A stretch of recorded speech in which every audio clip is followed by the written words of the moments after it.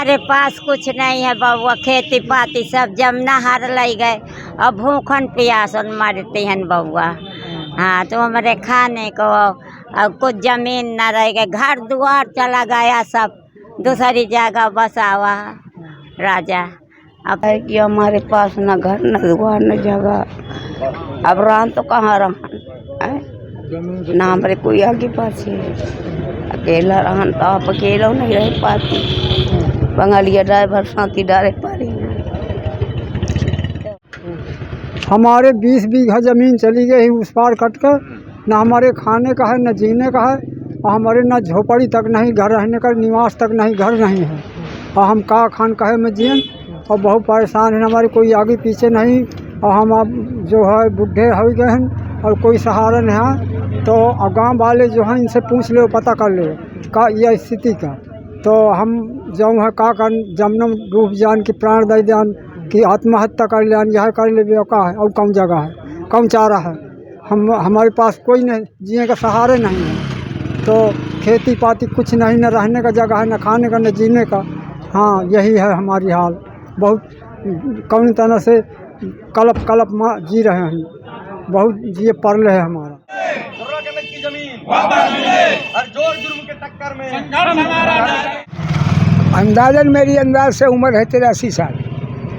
मेरे बुजुर्ग मर गए, तीसरी चौथी पीढ़ी चल रही है, तब से इसका झगड़ा चल रहा है।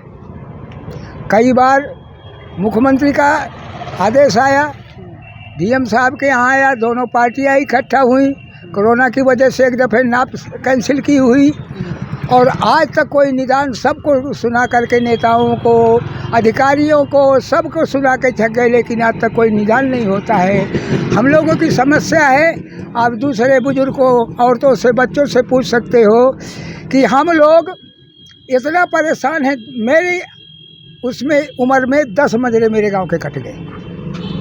हर साल 68 से 400-500 बीघा हर साल कटरी में चली जाती है उस पार, और वो ज़मीन हमारी हमको नहीं मिली। बाजबरदस्ती जिला बांदा मौजा लौमर के लोग बाजबरियन फसल काटते हैं, और 13-14 हज़ार बीघे ज़मीन पूरी हमारी है। इस मसले के लिए हम सबसे गुहार लगा रहे हैं, लेकिन आज तक कोई सुनाई नहीं होती। ये मुद्दा चल रहा है और सभी लोग देख रहे हैं कि किसान कोर्रा कनक का मामला है और खुद की ज़मीन उस पार कटान में चली गई है। इसके लिए कई आंदोलन किए गए, कई धरना प्रदर्शन किए गए, अभी तक किसी के कान में जूं नहीं रेंग रहा है। और मैं तो ये बताना चाहता हूं कि अगर किसान की हितैषी बन रहे हैं, जो जनप्रतिनिधि है क्षेत्र के और जो ये जिले में बैठे शासन प्रशासन के लोग हैं, उनको कोई कष्ट न जाए। अगर कोई बात कही जाती है तो वो मुकदमा लगाने की धमकी देते हैं, तो मुकदमा की धमकियों से कोई नहीं डरता है। आप एक मुकदमा लगाओगे, हम 500 मुकदमे लगा देंगे। आप इतने बड़े तानाशाह नहीं हो कि जिले में बैठ के तानाशाही की बात करोगे। किसान अगर अपनी बात करता है, ज़मीन के कटान में अपनी बात करता है, तो आप मुकदमा लड़ाने की बात करोगे। एक विशेष समुदाय के लोग उस पार जो ज़मीन में कटान में गई है, तो जब किसान यहाँ से जाता है, अभी 8-9 तारीख को हम लोग गए, 10 को किसान 11 तारीख को गए, 10 को नहीं गए, 11 को गए, तो वहाँ के किसान ज़बरदस्ती इनके फसलों में जो लाही बोई थी उसमें ट्रैक्टर चला दिया। ये अधिकार उनको कौन देता है? ज़मीन इनकी है। अगर प्रशासन कहे कि ये हल होने का मुद्दा नहीं है, तो कैसे मुद्दा नहीं? अभी यमुना नदी गंगा में कटान हुआ और उन्नाव के लोग इस पार रह रहे हैं, अपनी ज़मीन में कब्जा पा रहे हैं। तो हमारे फतेहपुर की कटान गई, उधर ज़मीन कटी, और हम लोग क्यों नहीं पाएंगे? अगर सरकार ये बताना चाहती, प्रशासन में बैठे लोग ये बताना चाहते कि उनको कष्ट ना हो, तो अगर किसान के हक की बात करना और इनकी लड़ाई लड़ना कष्ट उनको लगता है, तो ये कष्ट हम हरदम देते रहेंगे। और अगर उनको समझ में नहीं आएगा, तो मैं प्रशासन में बैठा लोग कोई तानाशाह नहीं है, कोई गुंडा नहीं है।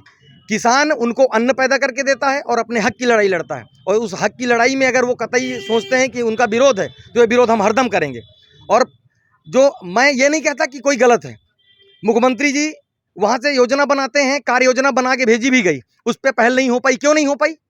यहाँ के जनप्रतिनिधि नहीं उस पर हल निकाल पा रहे हैं।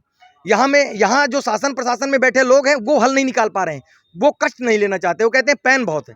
इस पैन को ख़त्म करके किसानों की आवाज़ को सुने, और अगर नहीं सुनेंगे तो हम कटेंगे और मरेंगे।